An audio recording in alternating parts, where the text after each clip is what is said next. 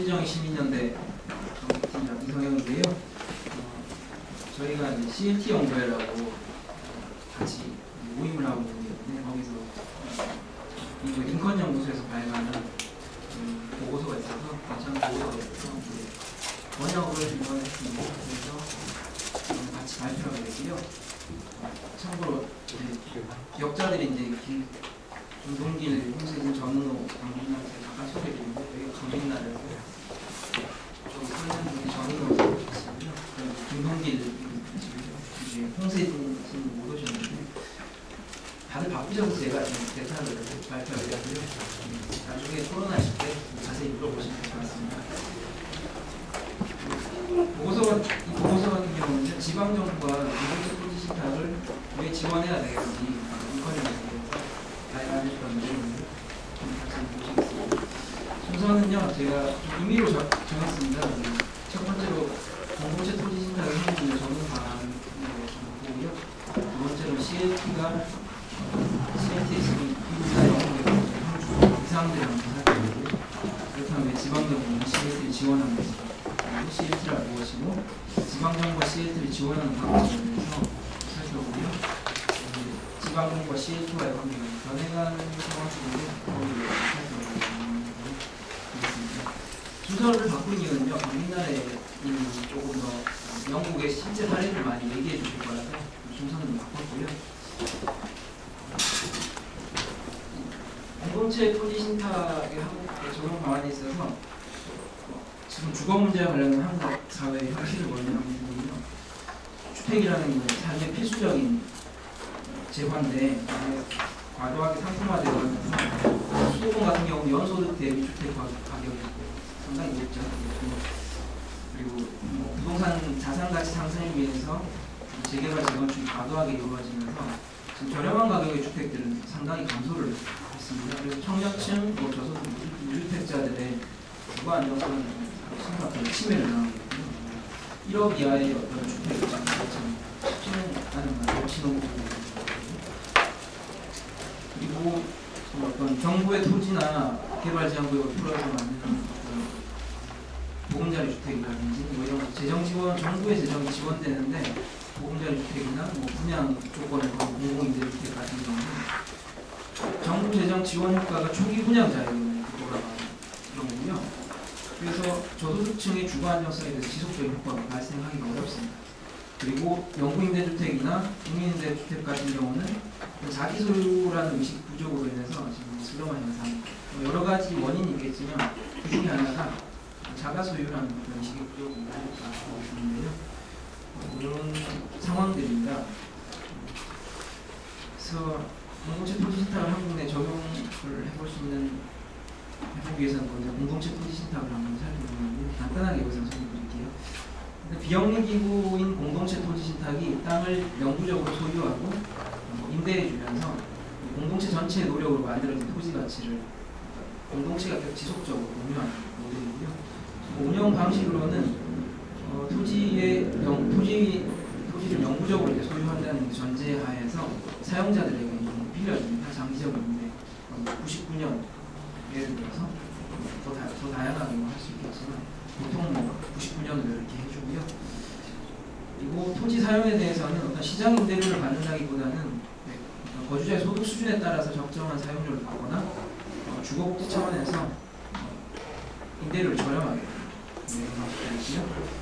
그리고 아무래도 저소득층 주거복지 모델이라서 주택 임대 구입 가능 자격을 정관으로 규정했습니다.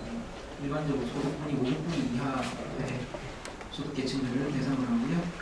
그리고 주택이 지속적으로 저렴하기 위해서 재판매 시 일정한 판매 규정을 마련하고 있고요. 또 하나 CLT의 특징이 어떤 의사결정 구조가 상당히 특이한 건데요. 일단 토지 소유주는 어떤 비영리기구, 민간 비영리기구가 되고요. 회원은 CLT가 서비스 지역으로 삼는 그 지역에 누구나에게 다 열려있는 열린 멤버십을 하고요. 이사회의 3분의 2는 CLT 회원들이 직접 선출하는 거고요. 그리고 토지 임차인 CLT에서 땅을 빌린 사람을 대표하는 이사 3분의 1, 그 지역에 사는 지역 주민들 3분의 1, 그 공공의 이익을 대표하는 이사들 3분의 1 이렇게 해서 균형이 배분되는 사회가 존재하고 있고요. 공동체 토지 신탁의 기능 및 효과는 영구적으로 적정한 가격에 주택을 보장할 수 있다는 것, 그리고 그러다 보니까 저소득층 주거권 확보 및 주거 안정성을 보장할 수 있다. 그리고 정부의 공공재정 지원의 효과가 지속적으로 유지될 수 있다는 것, 주민 중심의 자치구조 형성 및 풋뿌리 민주주의가 강화될 수 있다. 그리고 공동체 전체 노력으로 만들어진 토지 가치에 대한 토지는 그럴 것이 아니라 개인의 것이 아니다라는 어떤 의식이 확산될 수 있는 좋은 계기가 될 수 있을 거라고 보고요. 제가 개인적으로 생각하는 거는 이제 한국의 적용 방안에서 보금자리 주택 및 임대주택의 단점을 보완하는 대안적 개발을 낼 수 있을 것 같습니다. 아까 말씀드렸듯이 보금자리 주택 같은 경우는 초기 분양자만 그 정부 재정 투입의 효과를 다 거의 다 갖고 갔습니다. 초기 분양자와 뭐 건설회사 뭐 이렇게 되는데, 이런 공동체 토지 신탁 같은 경우는 공공재정의 지원 효과가 지속적으로 유지되고요. 영구적으로 적정한 가격의 주택을 공급할 수 있기 때문에 보금자리 주택이나 공공임대주택보다 좀 더 유리한 부분이 있지 않을까 생각하고요. 장수마을, 백사마을 등 노후주거지 재생사업이 지금 서울시의 관건인데, 이런 노후주거지 재생사업에 있어서 새로운 옵션이 될 수 있지 않을까. 무이동이나 어떤 농마공동체, 국공유지 부허가 전문 지역인데요. 제가 보기에는 화약고 같아요. 이제 정부가 강하게 어떤 밀어붙이겠다라고 하면은 이분들도 가만히 있지 않거든요. 근데 계속 그분도 그렇게 살기가 어려운 상황인 거라서 어떤 대안들이 필요한데, 뭐 공동체 토지 신탁이 토지는 어떤 뭐 공동체가 소유하고 개인 토지 임대하고 사용과 보장받는 방식으로 하면 일종의 절충점이 모색되지 않을까 생각이 들고요. 지금 뭐 미국, 영국에서 이제 CLT가 한참 활성화되고 있는데요. 그런 현 주소를 살펴보면요, 불과 한 20-30년 만에 지금 상당히 커졌습니다. 2011년에는 미국에서 260여, 영국에 100여 개 CLT가 운영되고 있고, 매년 20여 개 CLT가 지금 설립되고 있다고 보고 있고요. 20-30년 만에 이렇게 커진 이유가 제가 보기에는 지방정부의 지원이 큰 것 같습니다. 주로 농촌 지역에 있던 CLT가 월링턴 CLT나 이런 사례들이 정부 지원 들어가면서 상당히 어떤 효과를 발휘하면서 부동산 가격이 폭등할 때 서브프라임 모기지나 이런 것들 주택이 경매가 이런 만큼 넘어가지 않고 오래 있는 이런 효과가 있었던 것들이 지방정부가 CLT를 받는 것, 그리고 CLT가 여러분들은 많이 확산될 수 있다는 이유가 아닌가 싶은데요. 지방정부가 CLT를 지원하는 이유는요, 한국은 또 조금 케이스가 다를 수도 있겠지만, 일단 미국 같은 경우는 정부 보조금이 지속적으로 보존인데요. 이 그래프를 보시면요, 근데 이건 소득 수준에 비해서 어떤 주택 가격 상승률이 지금 노란 선 밑으로 올라가는 그 선은 이제 소득 수준이 상승한 수준으로 맞춰서 올라가는 그 주택 가격이고요. 어포더블 프라이스라고 이제 적정한 주택 가격을 보여주는 건데, 시장 가격은 이제 뭐 여러 가지 이유 때문에 이제 급격하게 상승할 수 있지만, 이제 이 차익, 빨간 저 차익을 어떻게 보존할 거냐가 지속 어떤 적정한 가격 수준을 만들어 줄 거냐는 얘기인데, 가만히 놔두면 이런 건데, 정부가 초기 보조금을 지급해 주거든요. 뭐 예를 들어 25만 달러가 처음 그거면 한 5만 달러를 보조해 주면 처음 빨간 선이 한 5만 달러를 보여주면, 문제는 시장 가격이 급속히 상승하게 되면은 처음에 보조금을 이제 다시 환수해서 뭐 다음 사람한테 보조금을 준다고 해도 그 차익들이 계속 발생해요. 너무 시장 가격을 못 따라가니까 정부가 한정된 재정으로 저 급격히 늘어난 보조금들을 다 해주기가 부담스러운 거죠. 저 지점에서 이제 지방 정부가 CLT를 지원하는 이유가 생기는데요. CLT 같은 경우는 예시단축 주택 가격을 어포더블하게 올리는 이제 방식을 쓰는 거거든요. 그러니까는 처음 보조금만 이제 지방 정부가 줬을 때 그 보조금으로 계속해서 어포더블한 가격, 이제 적정한 가격으로 주택을 공급할 수 있는 게 그런 CLT의 효과입니다. 방식들은 조금 이따가 말씀드리고요.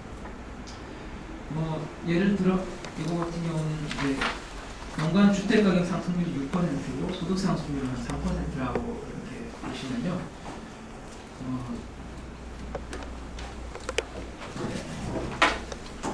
보조금 똑같이 이제 첫 시장 가격은 이제 똑같은 품질의 주택이라고 하면 25만 달러 똑같은데요.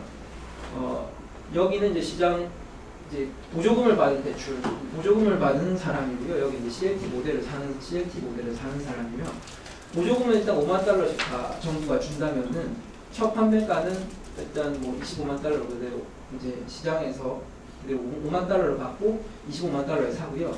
여기 같은 경우는 이제 어포더블한 가격을 5만 달러 보조해주면서 20만 달러로 첫 판매가가 됩니다. 근데 7년 후에 이제 주택가격 상승률 6%라고 보면은 뭐 7년 후에 판매가가 37만 5천 달러가 되거든요. 이제 되는데 여기 같은 경우는 어포더블한 가격이에요. 연간 소득 상승률 3% 이자를 고정시킨 상태에서 7년 후 가격, 뭐 14년 후 가격 이렇게 되는데 보시면은 이제 7년 후에 이제 다시 이제 첫 구매자가 다시 팔 때 25만 달러를 주고 사고 37만 5천 달러에 다시 파는 거죠. 담보대출을 반환하고 보조금을 다시 돌려주고 뭐 판매 비용 수수료 내고 나서 남는 이제 판매자, 이제 그 주택 구입자의 처음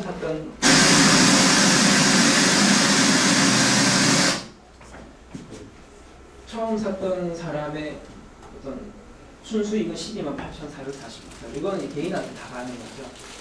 문제는 이제 소득 상승률 3%로 볼 때 7년 후에 적정한 주택 가격으로 보면은 24만 5천 달러인데 아까 처음에 빌려줬던 5만 달러를 다시 환수해도 지금 37만 5천 달러가 아니라 7년 후에 시장 가격이니까 8만 달러가 더 필요하거든요. 다음 사람한테는 보조금 13만 달러를 줘야 되는데 이 비용이 계속해서 누적이 되는 거죠. 시장 가격은 급격히 상승합니다. 근데 CLT 모델은 이걸 애시당초 어포더블하게 적정한 가격으로 이제 소득 상승률과 비슷하게 맞춰줍니다. 그러다 보니까 처음 보조금 5만 달러 이상으로는 뭐 그렇게 들어갈 일이 없다는 거고요. 이게 나중에 어떻게 이렇게 되는지는 CLT 모델 운영 모델을 보시면 설명해 드리겠습니다. 그리고 지방정부가 이 같은 경우는 지방정부가 CLT를 지원하는 이유가 투자한 비용을 계속해서 보전해 줄 수 있다는 것 때문에 보조금보다 어떤 CLT 모델을 미국의 지방정부가 선호했던 이유고요. 그리고 또 하나는 주거에 대한 지속적인 관리인데 CLT 같은 경우는 지자체를 대신해서 어떤 주거 이 사람이 이 주택에 들어올 수 있는 주거 자격을 평가해주고 주택 가격을 적정하게 유지해주고 주택 이용에 대한 관리해주는 거고요.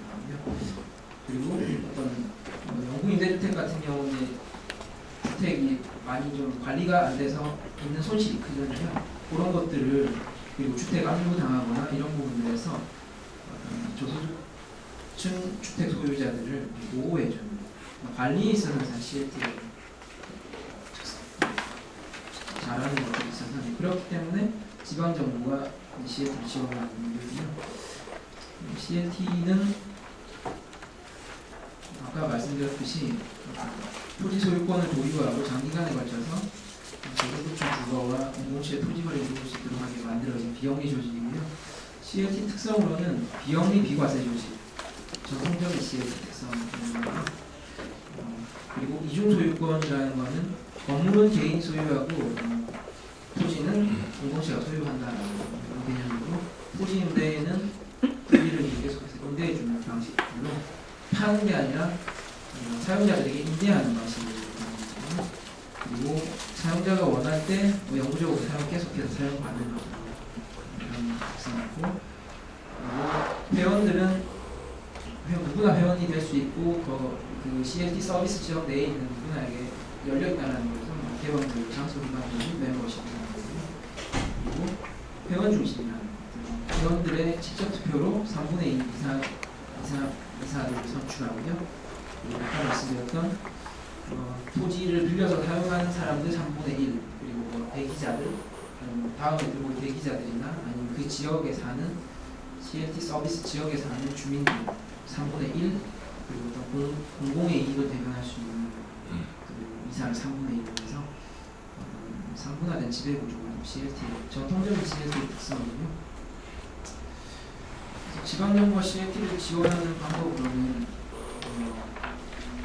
그리고 이거 꼭 지방정부가 CLT를 지원하는 방법뿐만 아니라 CLT가 설립, CLT 운영이나 설립에 있어서 어떤 것이 필요한지 이런 것들이 꼭 비슷한 개념이라서요. 이렇게 보시면 될 것 같고, 일단은 지방정부가 CLT 설립을 지원할 때 어떤 CLT 모델이라는 게 좀 낯설죠. 뭐 한국도 마찬가지겠지만 토지 사유제가 익숙한 사회에서는 CLT가 낯설죠. 이런 모델들을 여러분들 지방정부가 적극적으로 나서서 많이 미국에서는 좀 해줬던 사례들이 있고요. 그곳서 보시면은 사례들이 자세히 나옵니다. 그리고 CLT가 설립되고 계획하는 과정을 많이 참여해서 도와줄 수 있고요. 그리고 운영기금이나 자산 형성에 있어서 지방정부가 지원해 줄 수 있고, 그리고 현재 어떤 지방정부 프로그램들을 CLT에 맞게끔 CLT를 더 잘 지원해 줄 수 있게끔 개편하는 방식들도 미국에는 있었던 것 같습니다. 그런 방식으로 설립 지원을 할 수 있고요. CLT 포트폴리오 형성을 CLT의 자산 형성하는 것도 지원해 줄 수 있는데요. 토지 및 건물을 기증하는 방식, 지방정부의 재고자산을 경매로 차압했던 거나 아니면 노후화된 소방서나 이런 것들도 미국에서는 많이 이렇게 CLT에 개발을 하도록 넘겨주더라고요. 지방정부의 재고자산 기증 및 할인 판매 하는 방식으로 기도 하고요. 개발 자금을 대출해 주기도 하고 보조금을 주기도 하고요. 그리고 인클루저너리 하우징이라고 어떤 재개발이나 이런 것들이 될 때 일정 부분 중저소득층을 위한 주택을 많이 이제 도입하도록 소셜 믹스 개념 비슷한 것 같은데요. 그렇게 할 때 그런 어떤 중저소득층을 위한 주택 분량을 CLT가 관리하도록 이렇게 주기도 하고요. 그리고 제도적 혜택을 주는 CLT 주택으로 이렇게 할 때 신청 수수료를 감면해 주거나 개발 영향 부담금 감면, 주차구역이나 건폐율 운영을 규제를 완화해 준다거나 이런 방식들로 CLT가 자산 형성을 하는 데 있어서 지방정부가 지원해 줄 수 있었고요. 이거 같은 경우는 더들리 네이버스 CLT의 로체스터 베이 경제개발공사가 지금 50여 채의 어포더블 하우징인데 이런 것들을 증여하는 방식으로 CLT가 맡아서 관리하라고 이렇게 주기도 합니다. 그리고 CLT 운영이나 유지 비용 지원해 주기도 하고요. 지방정부가 주택 구매자 CLT 주택을 사겠다라고 하는 사람 모아주기도 하고요. 교육을 시켜주기도 하고 프로그램들에 대해 지원을 하기도 하는데 CLT 운영을 위한 보조금도 제공합니다. 지역개발 보조금, 지역주택신탁기금, 주택채권 수익 보상 부분 기금 출처는 다양하고요. 그리고 민간 기부에서요. CLT 같은 경우는 미국에 이런 법이 있는 것 같은데 501C3이라는 여기는 주거복지 어떤 자선단체가 이렇게 하면은 소득공제를 해주는 것들이 있는 것 같아요. 그래서 CLT는 어떤 민간의 세금을 공제해줌으로써 일반적인 사람들이 공공영역에 대한 투자 수단으로 활용할 수도 있고요. 재단 보조금들, 기업에서 기부하는 개인 기부 등을 통해서 어떤 운영 자금이나 자산 매입 자금을 마련하기도 하고요. CLT 자체의 어떤 개발 사업으로부터 수입도 있습니다. CLT가 만든 저렴한 주택 각각에 대해서 개발 비용을 단순하게 나오는데요. 메디슨 시티 같은 경우는 메디슨 에어리어 CLT가 총 사업비의 15%를 개발 비용으로 징수할 수 있도록 허용하고요. 어떤 잠재적인 주택 구매자들이 지역의 대출업체들로부터 모기지 대출을 받을 수 있는 자격을 갖출 수 있도록 종합적인 서비스를 제공하고 거기에 대한 어떤 수수료를 받게 됩니다. 서비스 비용은 주택가격의 3% 이하 이렇게 받는다고 합니다. 그리고 CLT 자체는 지속적인 운영을 통해서 수익을 얻는 토지 임대료가 있고요. 근데 이거 같은 경우는 시장 임대료를 받지 않고요.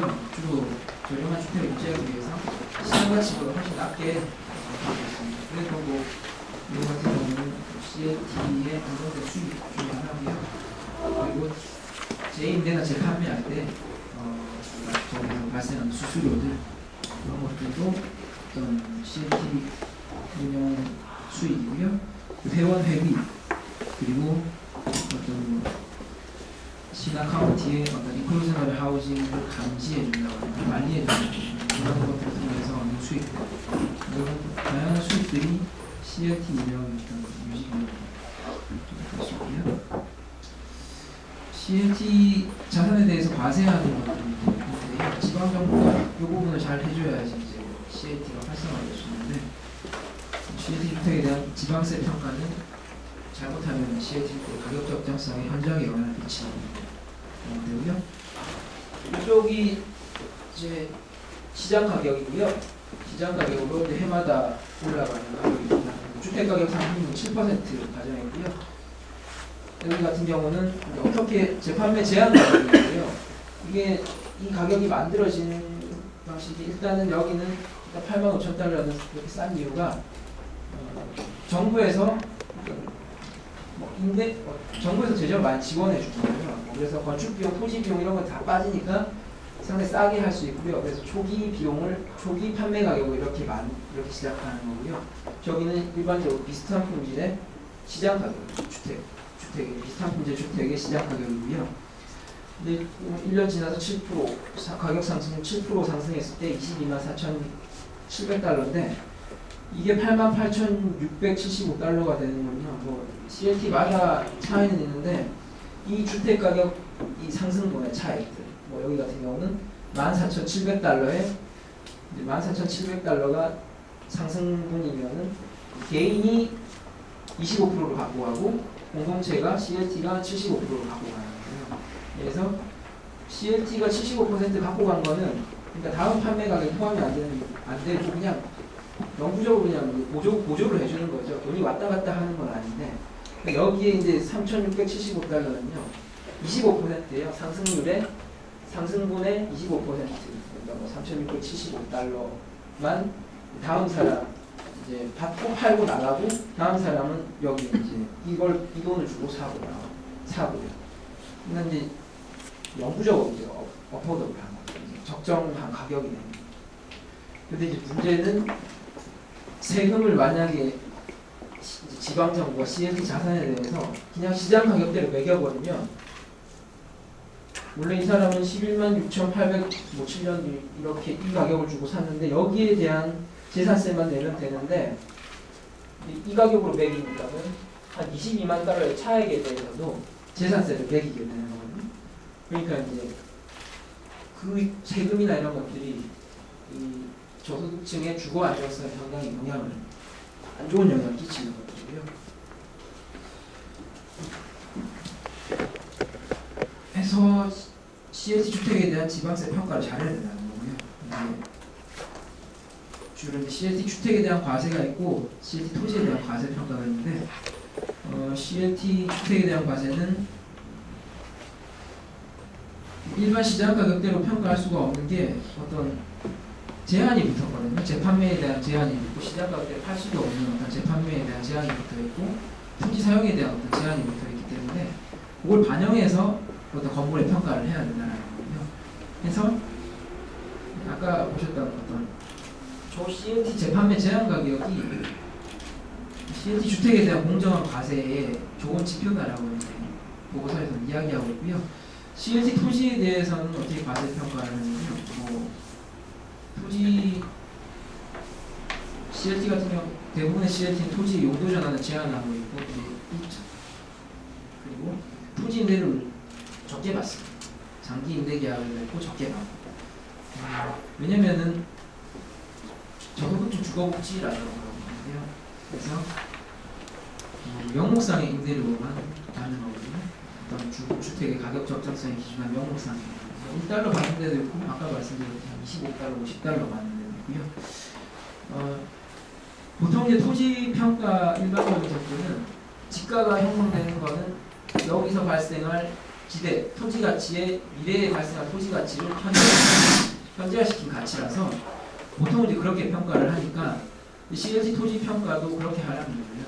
주택 소유자들이 지불하는 토지 임대료가 있거든요. 1달러가 될 수도 있고 50달러가 될 수도 있고 거기에 기초해서 그 임대료를 현재화시킨 가치로 CLT 토지를 평가하라고 하는 거고요. 뭐 그렇게 하는 곳이 많다고 합니다. 그래서 나중에 여기 사례 보시면 뭐 어떤 곳에는 뭐 99년 동안에 받은 임대료를 현재화시켜서 지가가 18,000달러 이렇게 되는 데도 있고요. 되게 작게 이렇게 되는 거죠. 거기에 기초해서 CS 토지에 대해서 과세를 매겨야 된다는 이렇게 지방정부가 좀 이제 편의를 봐주고 있고요. 그리고 CLT 이제 지방정부와 CLT의 관계에 있어서 아무래도 CLT 역시도 관리를 받아야 돼요. 지방정부에 재정이 들어가고 했기 때문에 그리고 지방정부가 우리가 관리해야 되는 거를 보조금을 주고 이렇게 하면서 니네가 CLT가 관리해라라고 했기 때문에 지방정부는 CLT를 다시 감독해야 되는 것도 생기고요. 지방정부의 재정성을 가립니다. 보통 이제 지방정부가 개입할 때는 CLT가 업무 수행을 실패했을 텐데 그런 때가 지방정부의 보조를 받은 주택들을 유지하거나 보수 관리하는 데 실패했을 때 그리고 저소득층 주거계층에게 적절한 사용을 보장하지 못할 때 이럴 때 지방정부가 개입해야 되고요.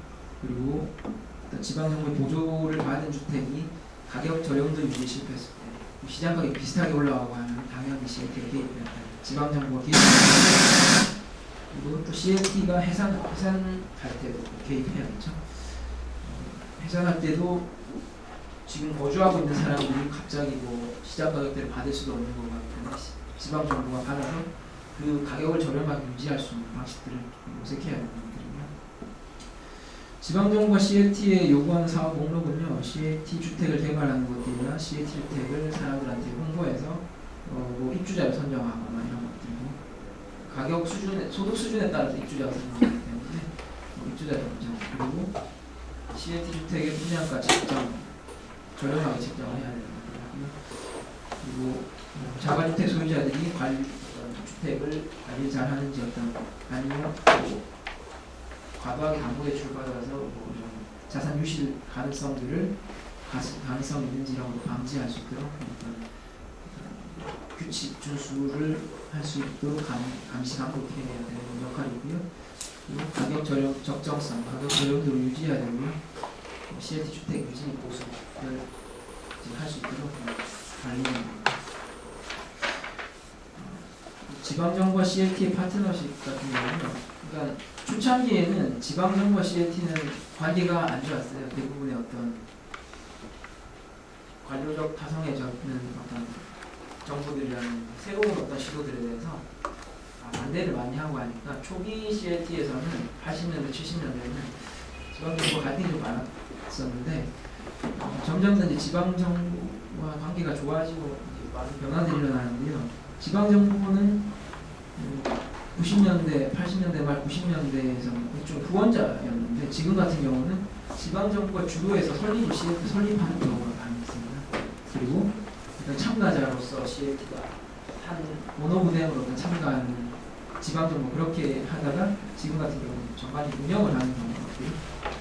이런 방식의 장점은 아무래도 정부가 설립을 하고 지방정부가 운영을 하려면 지방정부 재정이나 인력 활용을 상당히 수월하게 할 수가 있죠. 보조금이나 인력 지원을 용이하고 그리고 어떤 계층형 용도지역제나 용도를 추가 제공 이런 개발자들의 요구되는 규제를 완화해주면서 이러한 제도적 혜택을 많이 받을 수도 있을 테고요. 근데 문제는 지방정부가 어떤 풀뿌리 단체 지도자들에게 신뢰를 얻지 못하거나 계획 과정에서 쭉 참여하지 않다 갑자기 뭐 들어오다가 이렇게 새롭게 만들어진 CLT에 대해서 대중적인 지지를 얻기가 좀 힘들다는 거예요. 특히나 어떤 뭐 도시 재개발이나 테마나 시정에 상처를 입은 사람들이 거주하는 지역의 주민들은 지방 정부에 의해서 시작된 CLT에 대해 굉장히 불신을 하는 분들이고요. 그리고 북부리 자치 역량 약화 가능성이 있을 것 같아요. 아까 말씀드렸던 그 상분화된 지배 구조 이런 것들이 CLT가 이제 지방 정부가 많이 과도하게 개입할수록 그런 어떤 민주주의적 방식은 그냥 다 의사결정 구조에서 좀 밀어 뒤로 뒷전으로 이렇게 몰아넣기 마련이죠. 예, 그렇게 되는 경우가 좀 많이 있기도 하고요. 그래서 좀 북부리 자치 역량 강화 약화 가능성이 좀 있는 거고요. CLT 입장에서는 한동안 개발도 많이 하다가 다시 계속 지방정부가 재원이 많이 들어가고 이렇게 하다 보니까 개발자에서 관리자로 좀 많이 전환이 되고 있는 것 같아요. 개발에 있어서는 CLT가 다른 어떤 영리 개발 기구에 비해서 뭐 탁월한 점은 크게 없어요. 근데 관리에 있어서는 CLT가 아까 보셨듯이 탁월하거든요. 지방정부의 투자 비용을 보존해주고 커뮤니티 자산을 그리고 저소득계층이 주택과 토지를 저렴하게 사용할 수 있도록 해주고요. 그리고 개발이 이루어진 이후에 다른 단체에 비해서 커뮤니티 복지에 크게 기여를 한다는 뭐 예를 들어 계속 관리를 해주니까 어떤 자산 유실 방식 2008년도 조사해봤을 때 뭐 CLT 미국의 서브프라임 모기지 사태를 인해서 은행에 자산이 넘어가거나 이렇게 되는 일반 주택 중에 상당히 높은데 CLT 주택에 조사해봤을 때는 거기에 비해서 상당히 낮았다는 보고서에 나와 있고요. 이런 측면에서 관리가 CLT는 관리에 있어서 좀 탁월한 부분인데 계속해서 관리의 역할로 많이 좀 흘러가고 있는 것 같습니다. 그리고 어떤 1980년도부터 2008년 보고서라서요. 2008년도에 저렴주택 정책, 미국의 저렴주택 정책과 정책에 있어서 지방정부와 CLT 파트너십의 어떤 주요한 흐름의 변화들을 좀 보면 연방주택 정책, 이제 미국 같은 연방주택, 뭐 지방주택, 연방정부, 지방정부 이렇게 좀 많이 주정부 이렇게 많이 나눠져 있으니까 연방주택 정책 같은 경우는 저렴주택, 어포더블 하우징에 대해서 그리고 커뮤니티 개발에 대한 연방재정 지원이 축소되고요. 그리고 그런 주택과 커뮤니티 개발 프로그램에 대한 권한과 책임은 지방정부로 많이 이양합니다. 그리고 어떤 저렴주택에 대한 지원 수단으로는 보조금 대신에 세금 공제를 많이 해주는 방식들을 하고요. 그리고 CLT를 포함한 커뮤니티 주택 개발 조직에 대한 기술적인 재정적 지원을 강화합니다. 지방주택 정책 같은 경우, 지방정부에서 이제 하는 주택 정책 같은 경우는 연방기금 외에도 뭐 지방주택 트러스트 펀드 이런 기금을 개설을 지방정부 차원에서 개설을 하고요. 그리고 어떤 저렴주택 건설에 있어서 뭐 성장관리 규제나 규제 권한을 지방정부가 많이 강화했다는 거고요. 그리고 행정 간소와 용적률 추가 제공 뭐 이런 저렴주택을 건설하는 개발업자들에게 보상하는 어떤 규제, 인센티브 저렴주택을 개발하는 업자들에게 좀 인센티브 제공을 좀 강화했다는 거고요. 그리고 도시와 CLT 같은 경우는 파트너십 같은 경우는 예전에는 뭐 많이 갈등이 있었는데 지금 같은 경우는 점점 더 많은 CLT가 지방정부와 파트너십으로 해서 함께 일하고요. 그리고 새로운 CLT가 출범하고 나서 참가하는 게 아니라 CLT 출범을 이끄는 어떤 지방정부가 많이 증가하고 있고 그리고 CLT 운영에 더욱 주도적인 역할을 하는 도시가 증가하고 있고 CLT 같은 경우 관리형 CLT가 많이 증가하고 있다는 이렇게 변화되고 있는 것들이고요. 아까 처음 말씀드렸던 것처럼 제가 보기에는 공동체 토지신탁 같은 경우는 뭐 여러 방식으로 접근할 수 있겠는데 제가 느끼기에는 토지임대 플러스 저소득층 주거복지 플러스 주민자치가 강화되어 있는 것입니다. 그렇기 때문에 어떤 저소득층 주거복지 측면에서 그리고 토지임대 방식 측면에서 영구적으로 적정한 가격의 주택을 보장할 수 있고요. 그리고 저소득층 주거권 확보, 주거 안정성 보장되고 그리고 공공재원 지원의 효과가 지속적으로 유지되고 흑불이 민주주의 강화 이런 것들이 되기 때문에 한국에서는 충분히 한번 적용해 볼 수 있지 않겠나. 아까 말씀드렸던 이런 다양한 방식들로 지금 뭐 정권 교체 예를 들어서는 뭐 보금자리 주택이나 이런 것들에 대한 분명히 재평가가 일어날 텐데 그런 부분들에서 좀 대안적인 어떤 모델들이 나타나야 된다라고 하는데요. CLT가 좋은 대안적 모델 중 하나가 될 수 있지 않을까 생각하고요. 네, 요 정도로 발표 마치고요. 네, 강빛나래님이 영국 사례를 말씀해 주시겠습니다.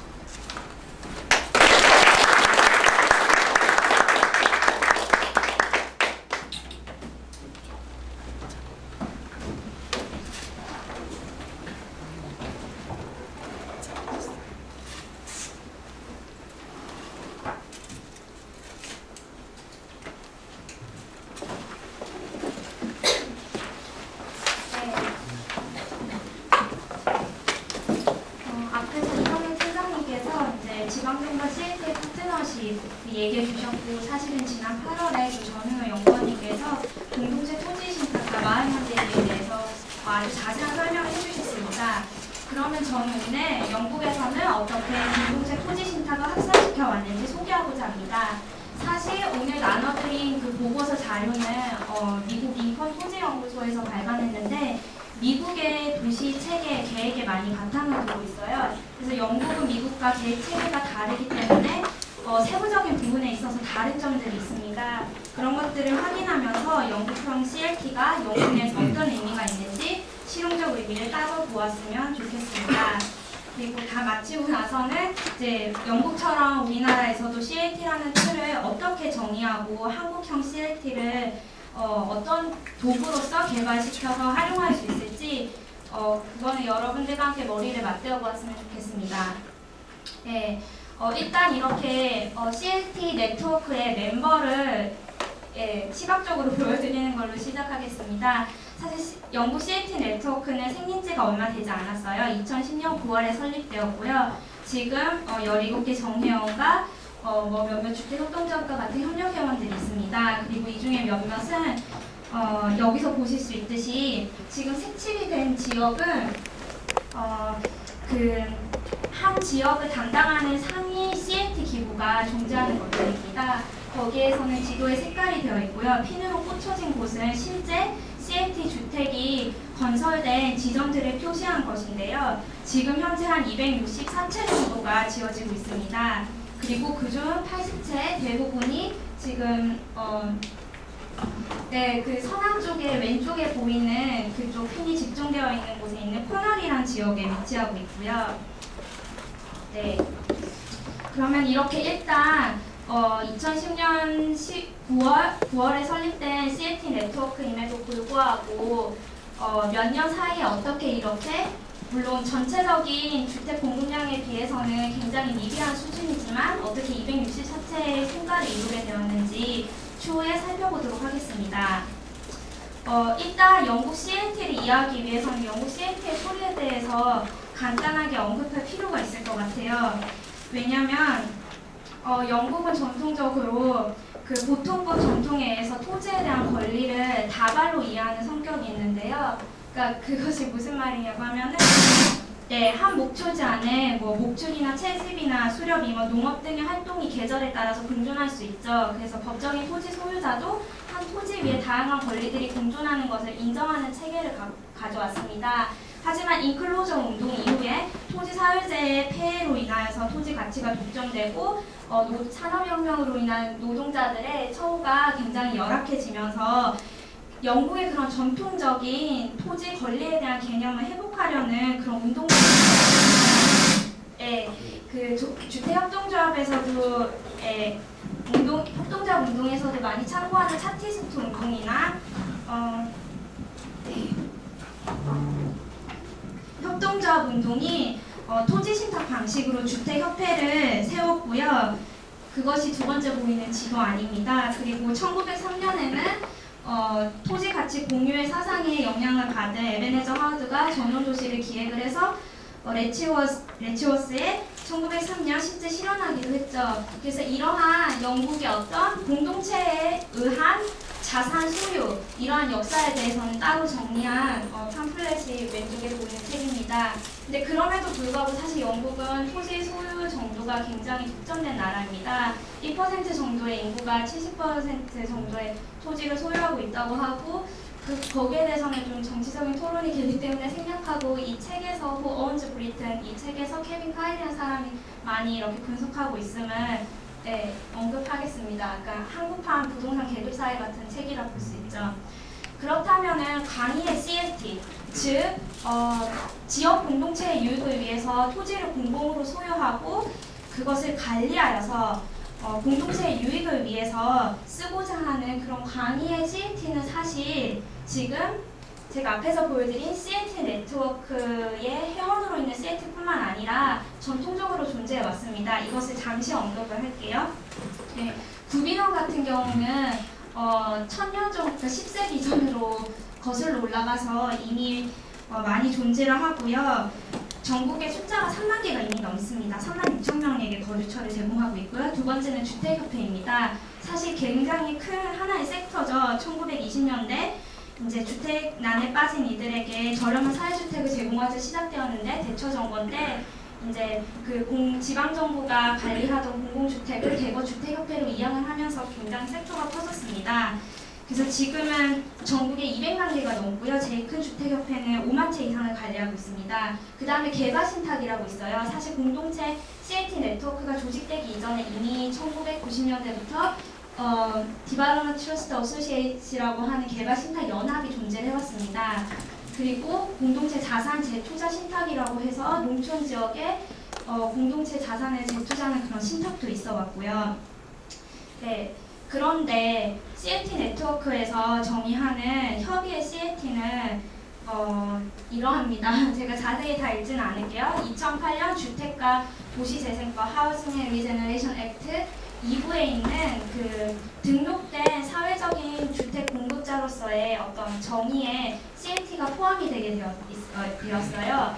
그래서 CNT의 법적인 정의가 법인으로서 토지 및 기타 자산을 매입하여 관리함으로써 지역 공동체의 사회, 경제, 환경적 이익을 증진하기 위한 목적으로 설립되어 다음과 같은 사항들이 쭉 있습니다. 제가 이것을 언급한 이유는요.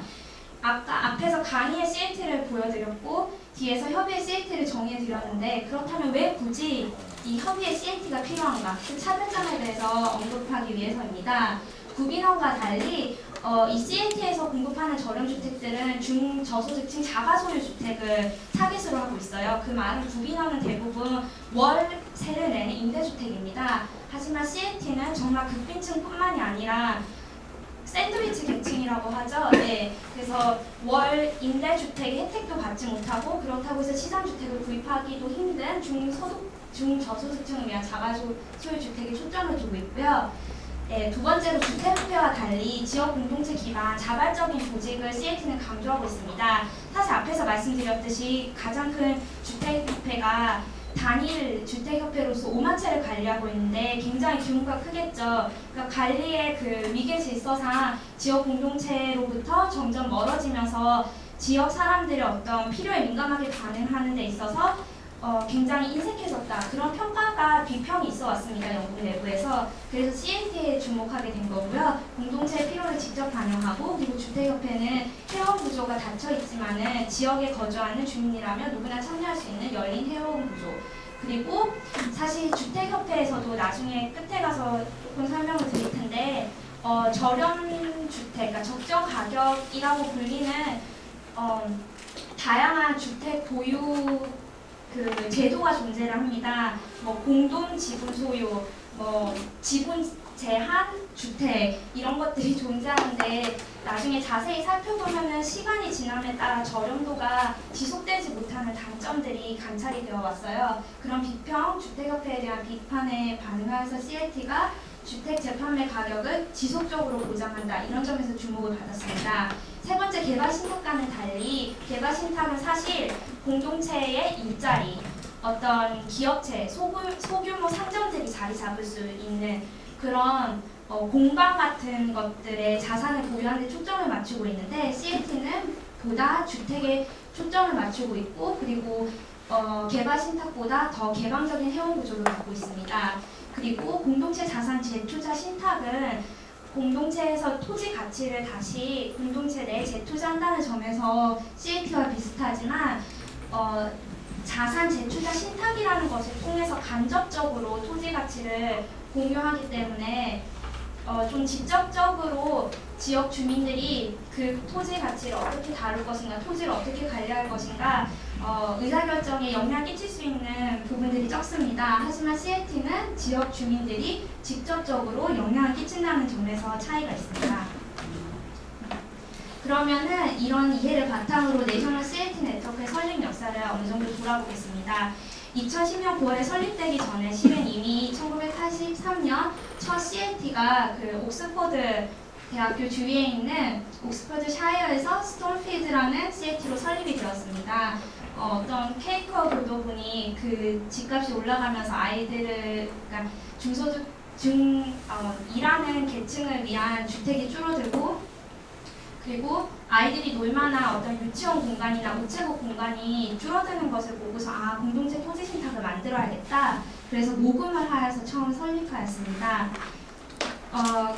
이때는 사실 영향력이 미미했죠. 근데 1990년대 들면서 앞에 언급해 주셨듯이 미국과 스코틀랜드에서 CLT가 흥행하기 시작했습니다. 사실 스코틀랜드도 부재지주의 문제가 굉장히 심한 나라인데요. 농촌에 부재지주들이 많은데 그런 땅을 다시 되찾아오는 법안들이 마련이 되면서 한 섬 전체를 CLT 방식으로 소유해서 재개발하는 그런 안들이 시작이 되었습니다. 이런 소식들이 영국 학계에도 영향을 미쳤겠죠. 그래서 사우스포트 유니버시티라고 하는 대학에서 본격적으로 CLT 모델을 연구하기 시작했습니다. 그리고 2000년대 초 정부에서도 내부적으로 CLT 가능성을 토론하기 시작했는데요. 사실 앞에서 말씀드린 주택협회와 같은, 아니 구빈원과 같은 사회적인 주택을 공급하는 주체를 레지스터드 프로바이더라 부르는데, 그것을 관리하는 주체가 주택청이라고 있습니다. 홈스 앤 커뮤니티 에이전시라고.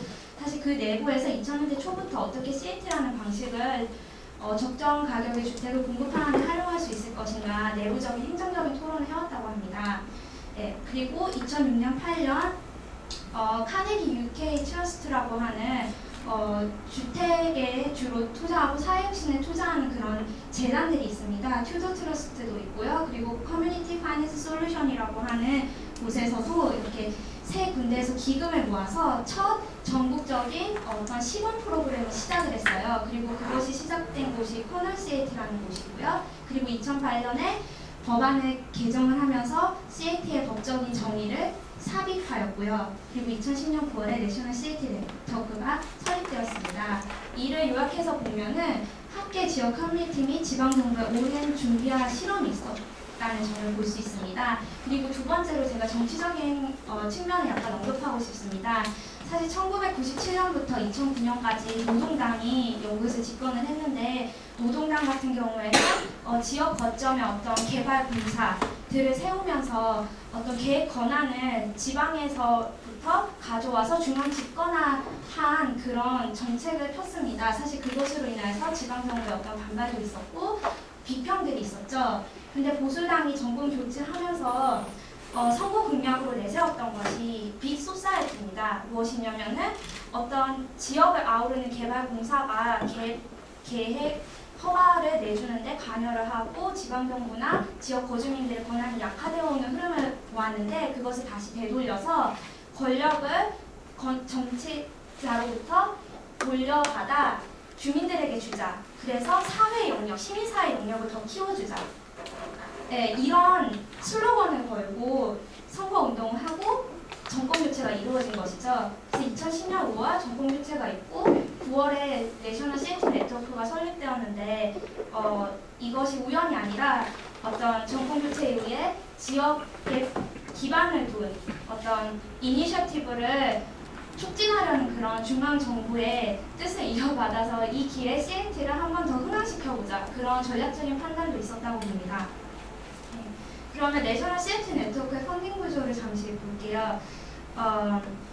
내셔널 하우징 페더레이션이라고 하는 주택협회를 대표하는 기관이 있습니다. 그곳에서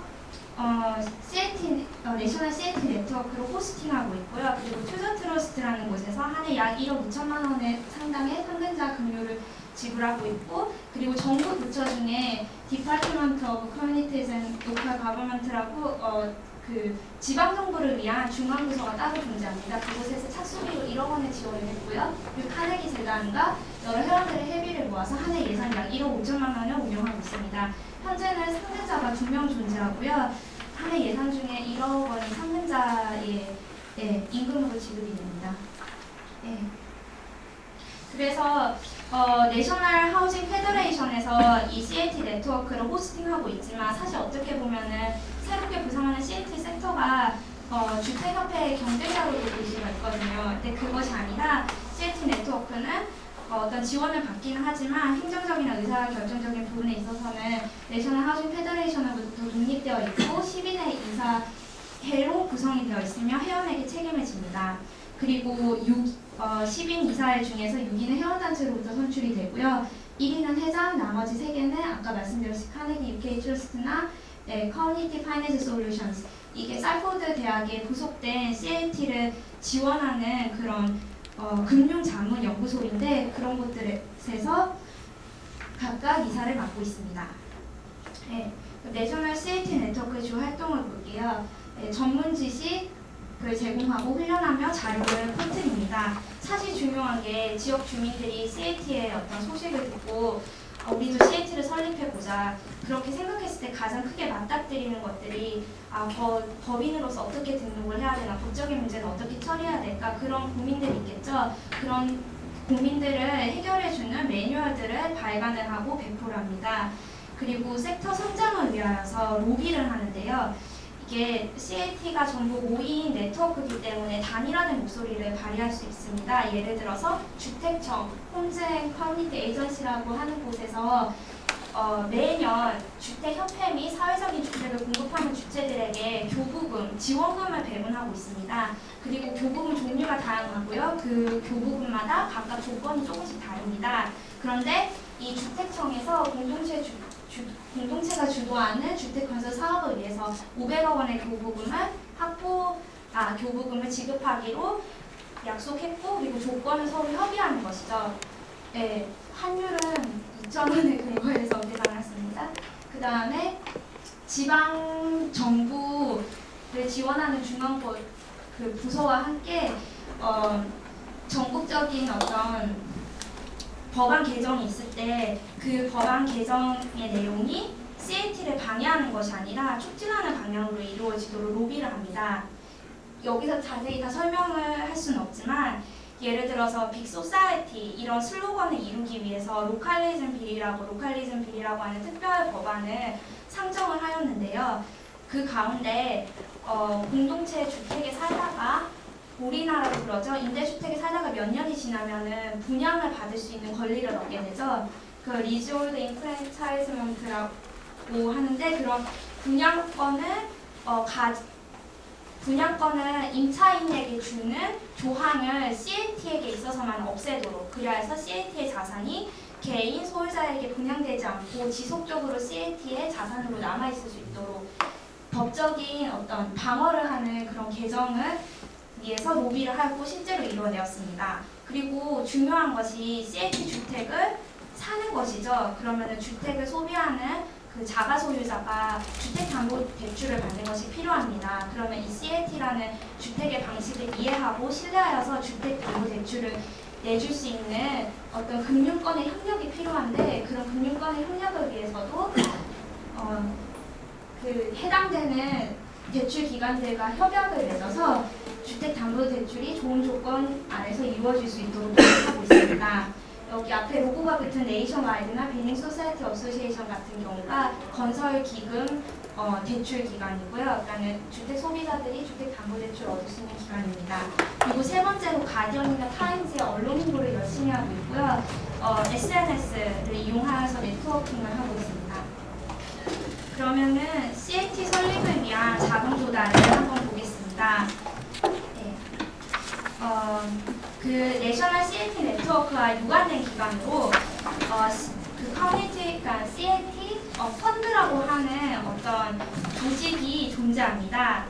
그래서 그 조직에서 제공하는 펀딩의 종류에는 왼쪽부터 오른쪽까지 4가지 종류가 있습니다. 타당성 평가. 그러니까 지역 주민들이 모여서 우리 주택이 필요한데 주택협회도 손을 쓰지 않고 이제 지방정부가 만약에 협력을 하고자 한다.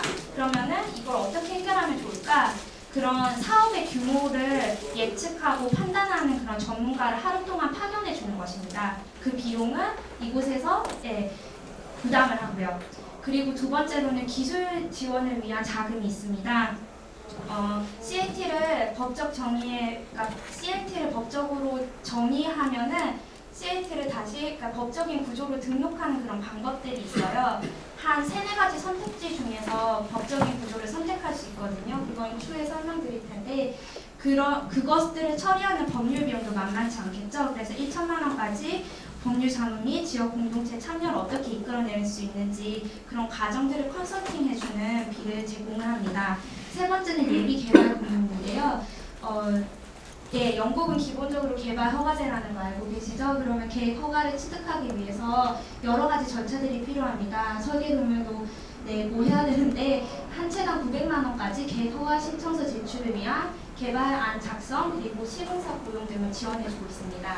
마지막으로 개발 공모, 만약에 건설비가 모자라다면은 그 주택 사업에 대한 그리고 CAT 내부의 어떤 현금 흐름을 확보하는 영업 계획과 계획 허가를 획득한 부지에 한해서 한 채당 6천만 원까지 부지 및 지어질 건물에 대한 호순이 담보로 자금을 조달합니다. 이것은 간단히 언급하고 넘어갈게요. 그러니까 미국은 또 미국의 어떤 비영리 단체에 대한 법 체계가 있고 영국은 영국 나름의 CAT가 등록할 수 있는 법적인 체계가 있죠. 그래서 공동체 이익사회, 공동체 이익회사, 보증기관, 책임회사, 보증기관, 책임회사, 디버트 타임 이 정도 대략 숫자가 잘못 매겨서는 4가지 선에서 그 CAT의 법적인 구조를 선택할 수 있습니다. 사실 찾아보니 영국의 사회적 기업의 법적 형태에서 자세히 설명을 해놓았고요. CAT 네트워크에서는 이런 법적 구조를 선택할 때 공동체마다 필요가 다르기 때문에 어떤 구조가 제일 적절한지 가이드라인과 법인을 등록할 때 필요한 양식서까지 예시로 제시하고 있습니다. 그 CAT를 설립했을 때 지역 공동체 주민의 참여가 필요한데요. 사실 전통적인 3분위 방식, 즉 지역 주민이 3분의 2, CAT 주택 거주자가 3분의 2, 제3의 이해관계자, 지방정부 어떤 대표라든지 그런 3분의 1이 이루어져서 이 사회를 구성하는 방식은 미국적인 방식입니다. 영국에서는 약간 다른 방법들이 있는데요. 주택협동조합과 결합해서 다양한 변형이 가능해서 그것은 이 자료에 있다는 것만 소개를 해드리고 생략하도록 하겠습니다. 그러면 이제 구체적으로 농촌 그 CAT 사례와 도시 CAT 사례를 각각 한 가지 설명드리고 마치도록 하겠습니다. 지금 현재 CAT 주택으로 불리는 주택들의 40%, 80여 채가 되는 물량이 코널 CAT라고 하는 영국의 그 남서 지역에서 비롯되어 있습니다.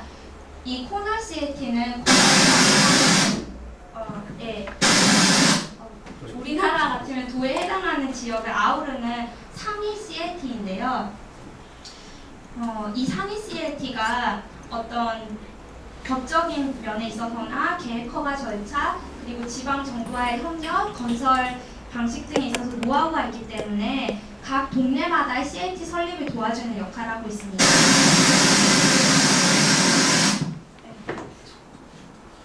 저게 스피커가 있어서 그래서 처음 농촌 선언 CAT가 시작될 때 2007년에 설립이 되고 2008년부터 실제 주택이 실현되기 시작했는데요. 사실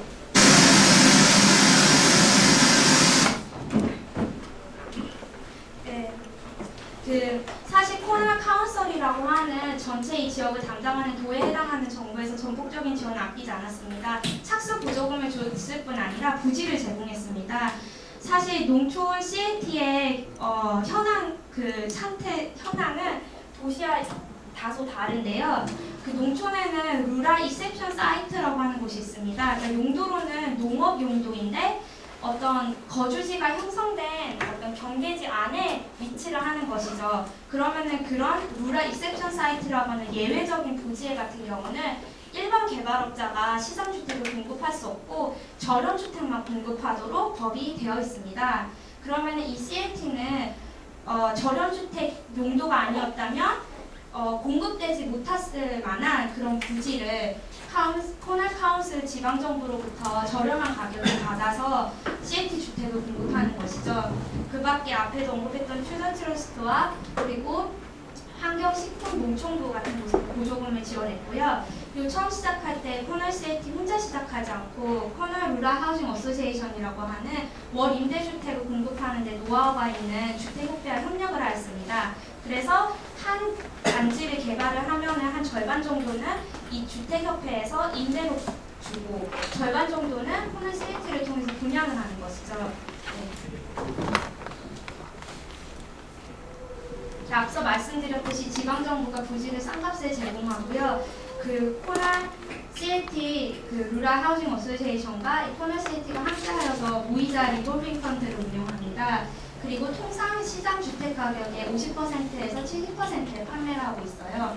그리고 제 판매는 약간 미국과 다릅니다. 사실 미국은 그 주택 가격 상승분의 25%만을 분양자에게 돌리는데 코널 같은 경우는 똑같이 예를 들어서 초기에 분양을 할 때 시장 주택 가격의 60% 했다. 그러면 몇 년 후에 재판매가 일어날 때도 재감정을 해서 시장 가치 60% 똑같이 파는 것입니다. 계산을 해보면 사실 주택 가격 상승분의 60%가 똑같이 그 분양자에게로 돌아가는 것이거든요. 그래서 제가 개인적으로 이 코널 CAT 그 디렉터 분께 미국은 25%인데 왜 여기는 약간 높으냐 물어보니까는 그렇게 단순하게 해야지 지역 주민들이 이해를 하고 이 재판매 공식을 받아들이고 어느 정도의 자산을 쌓아 기회도 주는 것이 필요하지 않느냐 하고 CAT 개념을 유연성 있게 적용하는 것을 확인하였습니다.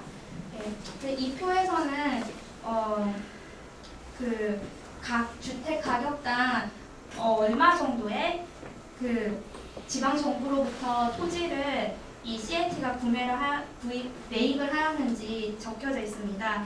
계산을 해보니까 시장 주택 가격의 7분의 1, 3분의 1 또는 2분의 1, 또 어떤 예외적인 경우에는 1파운드, 굉장히 형식적인 가격의 부지를 CAT가 매입을 했고요.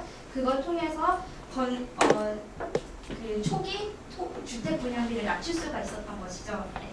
이 표는 나중에 보실 수 있겠습니다. 네. 이것은 간단하게 언급을 할게요. 사실 영국에도 그 미국의 계층 혼합 용도제라는 것이 있습니다. 시장주택 개발이 일어났을 때 일정한 분량을 반드시 적정 가격의 주택으로 공급하도록 이 조례를 집행하는 것이죠. 영국 같은 경우에는 그 인클루저너리 조닝, 인클루저너리 하우징이라고 하는 계층 혼합 용도제 주택이 섹션 106이라고 하는 그런 계획 의무에 의해서 이루어지고 있습니다. 소셜 믹스가. 그러니까는 그 일반 주택 개발이 시장 주택 개발이 일어났을 때 40%에서 50% 정도는 항상 저렴 주택으로 공급을 해야 되는데요. 맨 위에서부터 보이시는 소셜 렌트, 인터미디어 렌트, 뭐 쉐어드 오너십, 쉐어드 이퀄티, 디스카운티드 세일즈 이런 경우들이 다 저렴 주택을 공급할 때 지방 정부가 선택할 수 있는 그 방식입니다.